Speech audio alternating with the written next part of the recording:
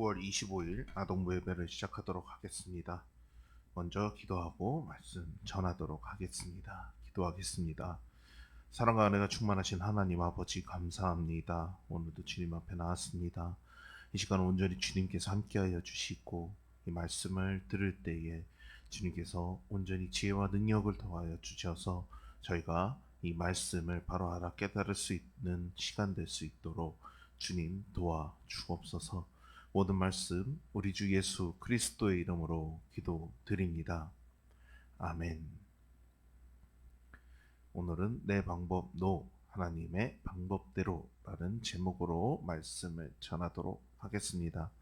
오늘의 말씀 창세기 27장 30절에서부터 45절까지의 말씀입니다. 제가 우리말 성경으로 봉독하도록 하겠습니다. 이삭이 야곱에게 복을 다 빌어 주었습니다. 야곱이 이삭 앞에서 나가자마자 사냥을 갔던 그 형 에서가 막 돌아왔습니다. 에서도 역시 맛있는 음식을 만들어 자기 아버지에게 갖고 가서 말했습니다.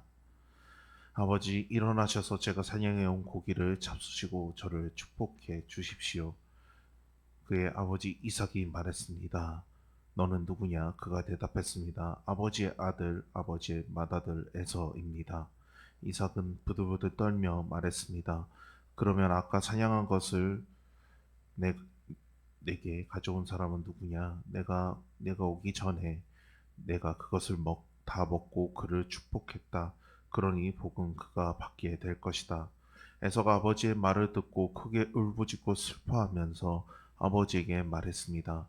저를 축복해 주십시오. 내 아버지여, 제게도 축복해 주십시오. 이삭이 말했습니다. 내 동생이 들어와서 속임수를 쓰면서까지 내 복을 빼앗아가 버렸다. 에서가 말했습니다. 그러니까 그의 이름을 야곱이라고 하지 않았습니까? 야곱이 이렇게 저를 2번이나 속였습니다. 전에는 제 장자권을 빼앗더니 이번에는 제 복을 빼앗았습니다. 에서가 물었습니다. 저를 위해 축복할 것을 하나도 남겨두지 않으셨습니까?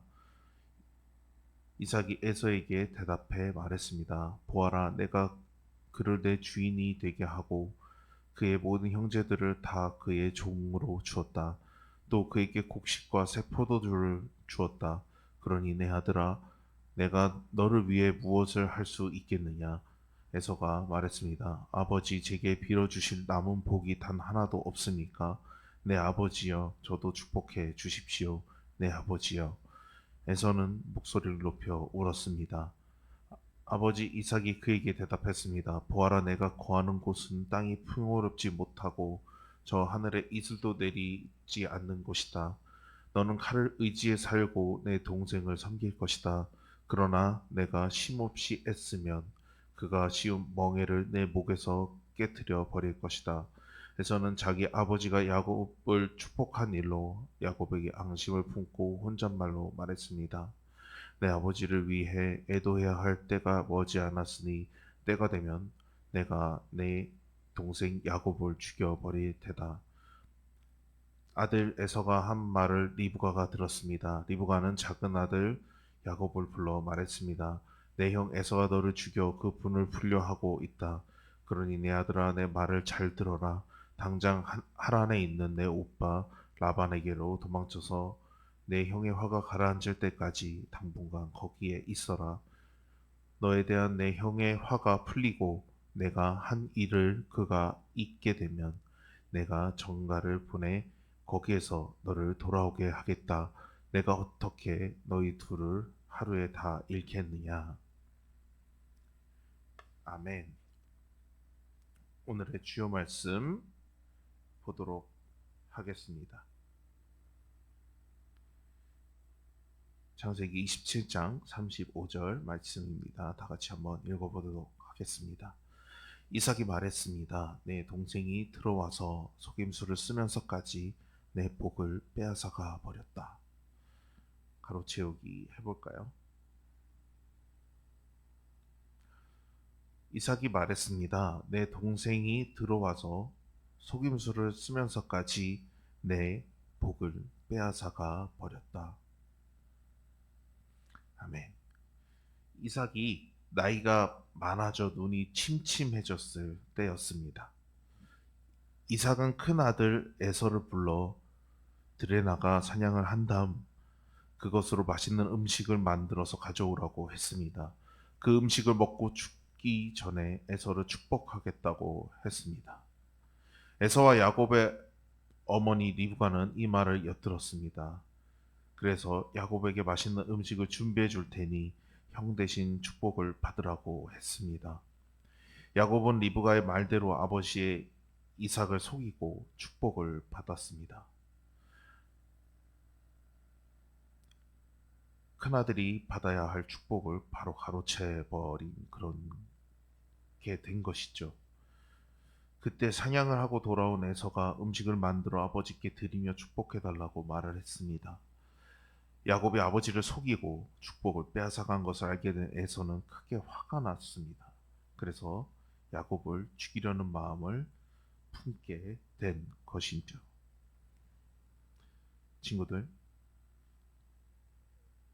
에서가 야곱을 죽이려고 하자 리브가는 야곱에게 하란에 가 살고 있는 라반에게로 도망쳐서 형의 화가 가라앉을 때까지 당분간 거기에 있으라고 말을 했습니다. 라반은 리브가의 오빠였습니다. 야곱에 대한 에서의 화가 풀리고 야곱이 한 일을 에서가 잊게 되면 전가를 보내 거기서 돌아오게 하겠다고 했습니다.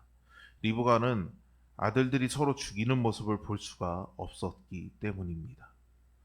결국 야곱의 가족은 거짓과 속임수로 서로 상처를 받고 헤어지는 아픔을 겪게 되었습니다.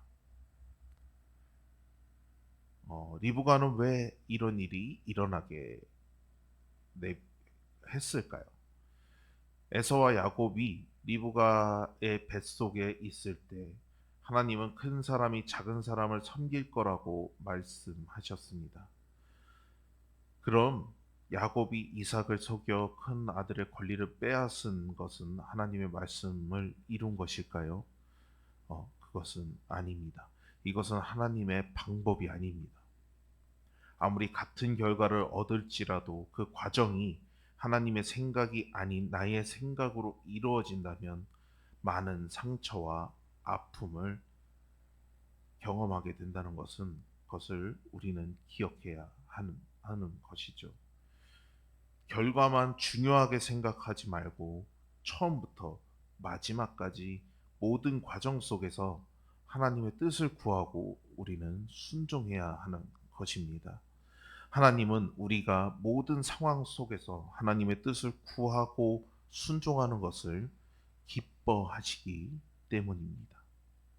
사랑하는 친구들, 가족은 가장 가까운 사람이기도 하지만 오늘의 성경 이야기처럼 그만큼 가장 큰 상처를 주고받을 수 있다라는 것을 우리는 알아야 합니다. 때로는 가족끼리 서로 주고받은 상처나 서운한 일이 있는지 우리는 솔직하게 이야기 나눠보고 서로를 용서하고 화해하는 시간을 가지는 것이 우리에게는 꼭 필요한 것입니다. 이것이 우리를 가족으로 부르신 하나님의 뜻에 순종하는 그런 그리스도인의 삶인 것입니다. 오늘의 말씀처럼 서로 속이는 일이 있지 않았나요? 우리 한 주간도 서로에게 못한 말이 있거나 또 해야 할 말들이 있다면 서로 용서하고 화해하는 그런 대화의 시간을 한번 가져보는 것도 하나님 안에서 올바른 주님의 가정을 이룬 그런 사람들이라는 것을 우리는 이 이야기를 통해서 알 수 있는 것입니다. 여러분이 그 한 주간 가족과 또 하나님 안에서 주위에 있는 모든 사람들과 서로 사랑하며 살아가는 그런 친구들이 되었으면 좋겠습니다. 기도하겠습니다. 사랑과 은혜가 충만하신 하나님 아버지 감사합니다. 오늘의 말씀처럼 서로가 가족에게 큰 상처를 줄 수 있다라는 것을 우리는 보고 배웠습니다. 이것이 하나님께서 말씀하신 것을 이룬다는 것을 우리가 나중에 알게 될지라도 우리의 능력으로, 우리의 힘만으로만, 우리의 판단으로만 나아간다면 결코 하나님께 순종하지 않는다는 것을 우리는 알 수 있었습니다. 이 말씀처럼 우리가 서로 용서하고 화해하는 시간을 갖고 가족으로서 그리고 친구로서 오직 부르신 하나님 안에서 순종하는 그런 삶을 살아갈 때에 우리가 더욱더 하나님께서 이끌어 주신 그런 바른 하나님의 자녀들로서 살아가는 놀라운 은혜와 역사가 있다라는 것을 알고 나아갈 수 있도록 주님 인도하여 주옵소서. 모든 말씀 우리 주 예수 그리스도 이름으로 기도드립니다. 아멘.